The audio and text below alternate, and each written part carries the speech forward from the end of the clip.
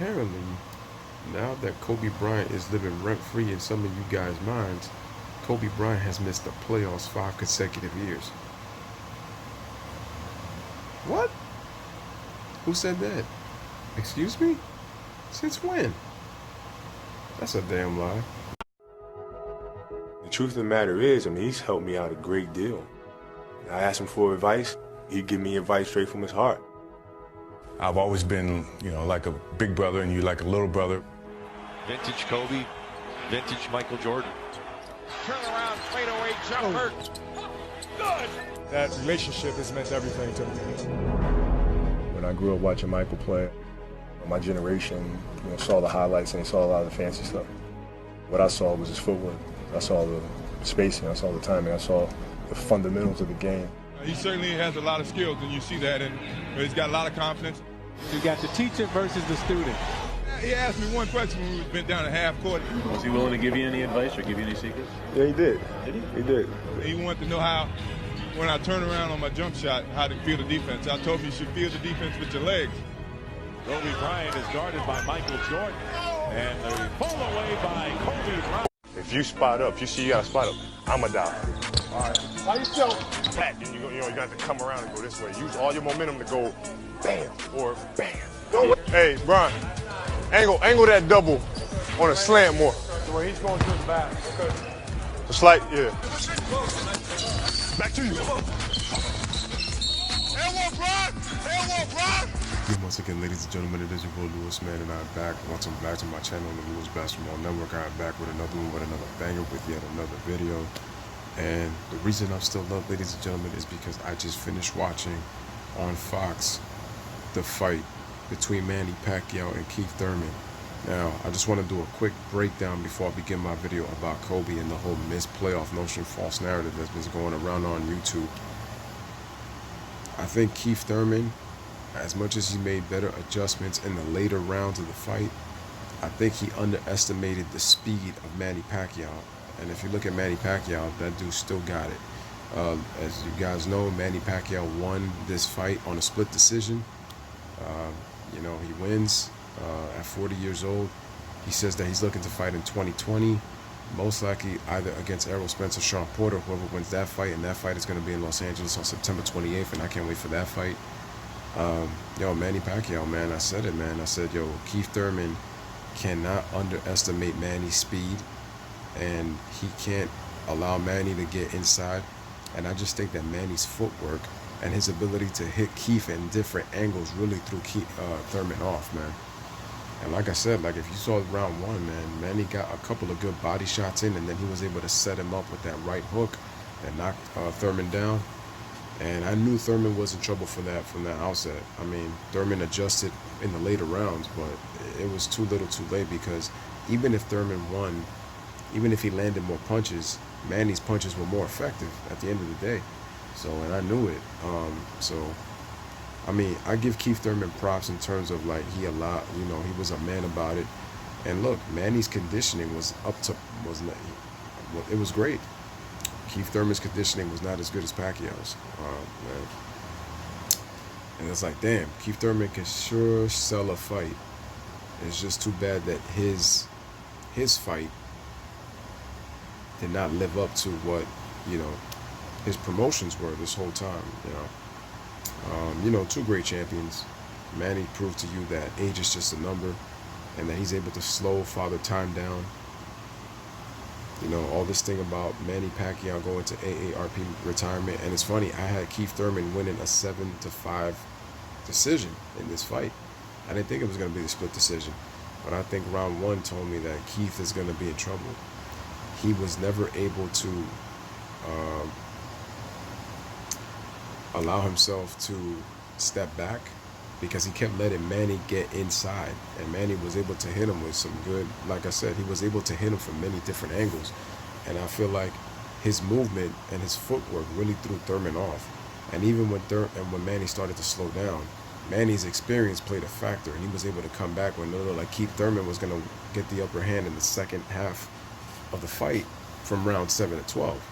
So you got to give Manny all the credit in the world, man. And it's shout outs to you, Manny. Salute. Do your thing in the Philippines. And Keith Thurman, as you said at the end, man, it's a blessing and a lesson. So I hope you come back and start really studying and doing your homework against these, whichever fighter you fight next. But once again, shout out to Manny Pacquiao, man. It was a very good fight. Very good fight. But Keith didn't do his homework. He didn't do his homework. He made some adjustments. But even then, so like, you just knew he was in trouble. But anyway, on to the video. Damn, I kind of went on boxing analysis when I was supposed to do this video. So ladies and gentlemen, this video is going to be on Kobe Bean Bryant. So there's been narrative going on around YouTube saying that Kobe missed 5 consecutive playoff appearances. Let me break down Kobe's playoff appearances, shall we? And I want everybody to listen to me when I say this. Make sure you hear me and hear me very, very clearly, okay? Because I'm about to expose the biased hate towards Kobe Bryant.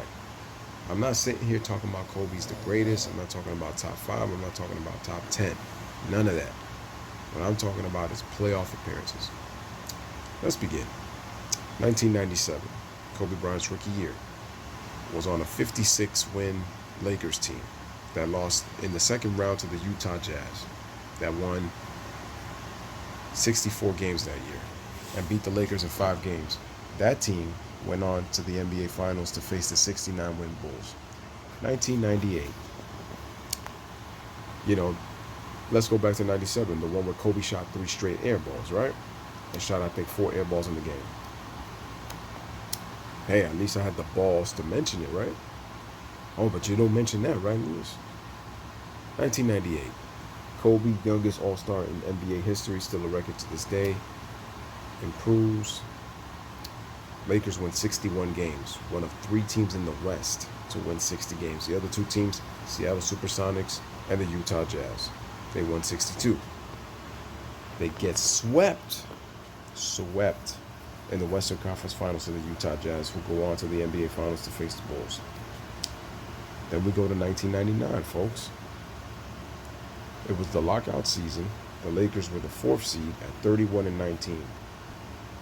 They lose in the second round to number 1 seeded San Antonio in a 4-game sweep in the conference semifinals. Notice that I haven't mentioned anything about no first round or not even making the playoffs, right? 2000, when Phil Jackson arrives, Lakers win 67 games, number 1 defensive rating in the NBA. They win the championship, Kobe's first title and Shaq's. 2001. The Lakers are the number 2 seed, 56 wins, win back-to-back NBA championships. So far, as I've done this rundown, hasn't missed the playoffs.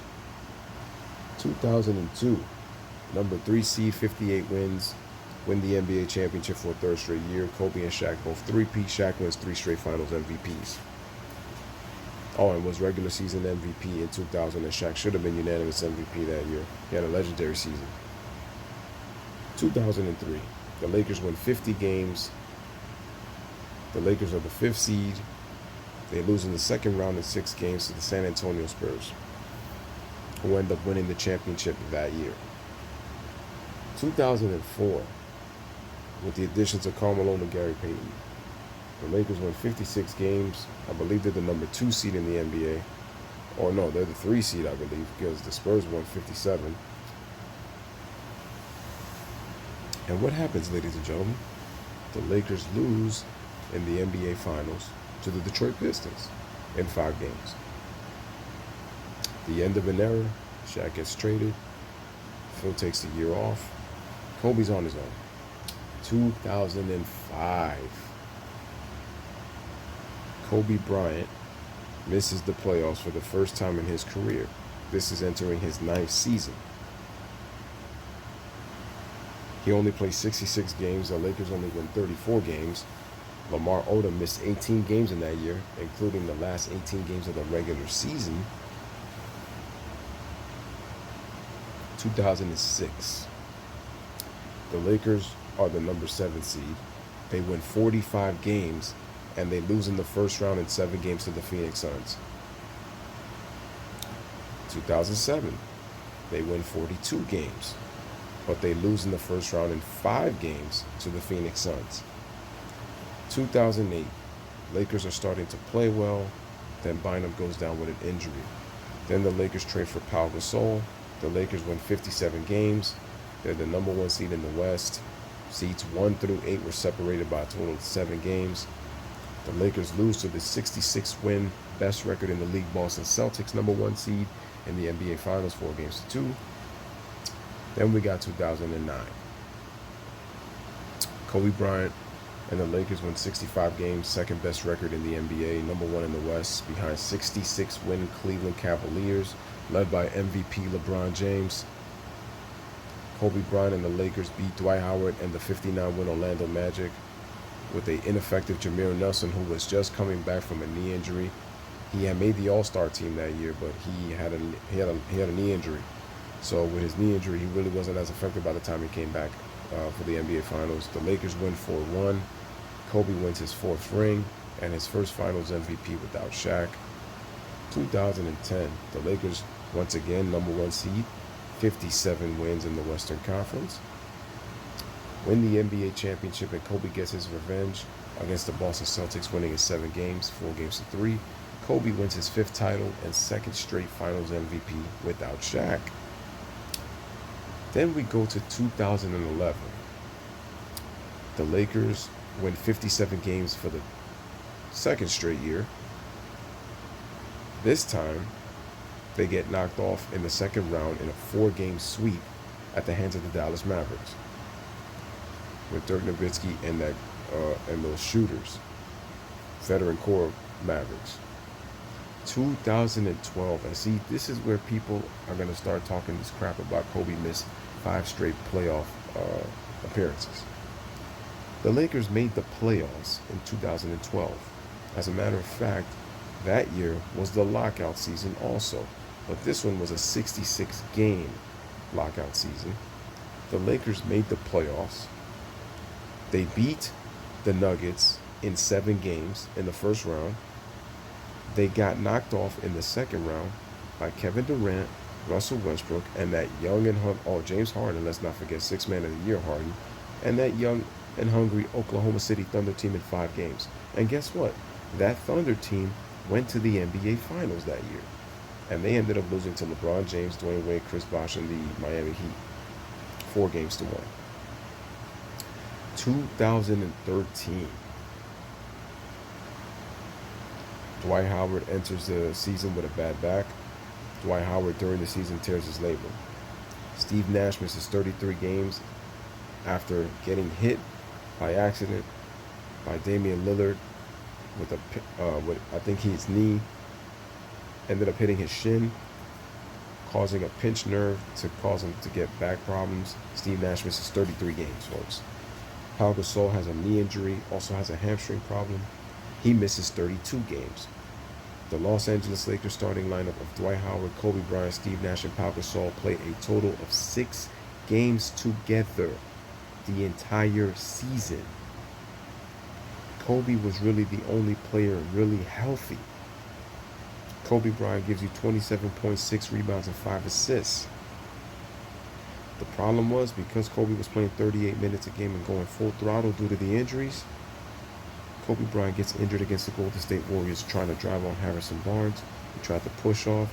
He got injured maybe 2 or 3 times before that injury, and his body gave way, and he tears his Achilles.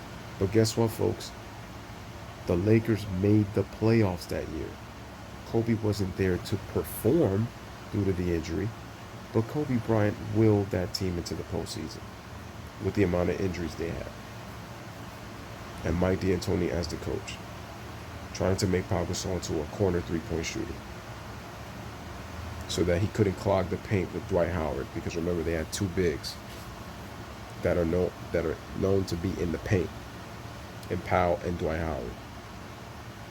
Then, ladies and gentlemen, in 2014, Kobe Bryant comes back. The problem is, Kobe ends up missing 76 games, I believe, with a knee injury. So, how can you judge Kobe Bryant when he missed 76 games in 2014? Like, really? Oh, Kobe didn't make the playoffs, but you failed to mention that he missed 76 games with a knee injury, tore his ACL after coming back from an Achilles injury. Oh, but wait, there's more. In 2015, Kobe Bryant has an injured rotator cuff that he had been playing for years. And guess what? Kobe Bryant misses 47 games in 2015. And the Lakers missed the playoffs in back-to-back seasons.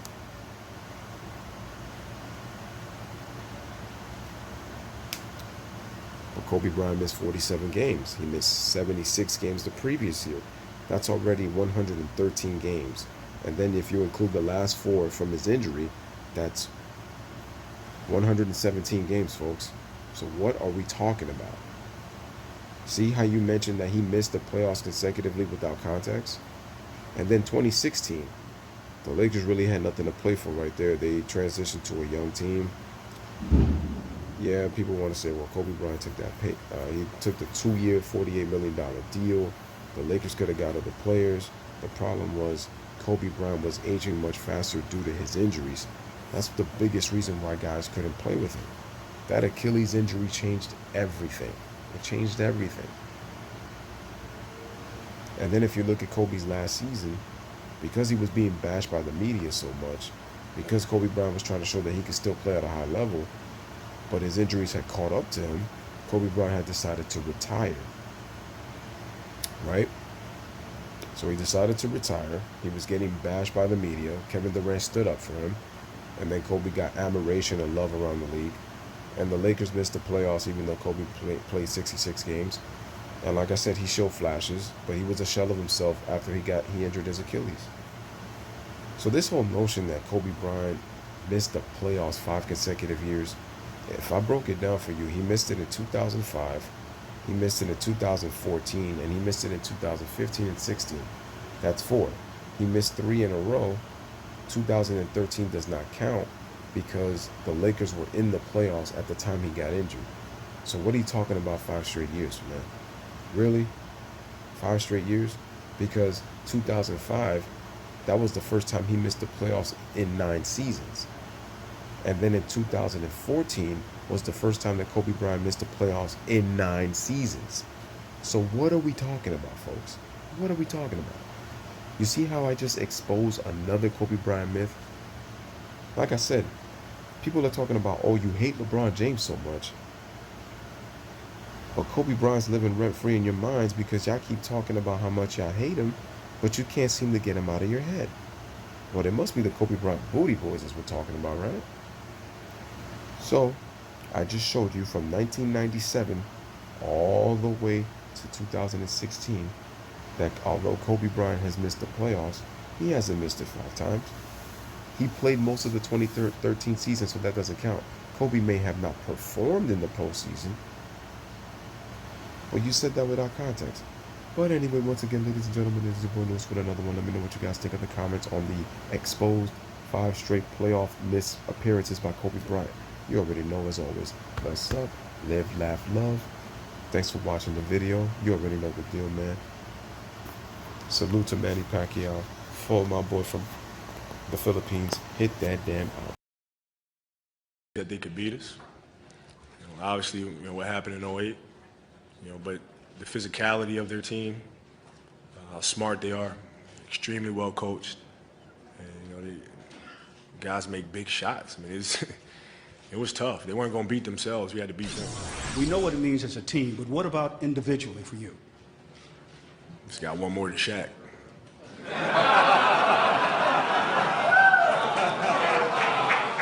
So you can take that.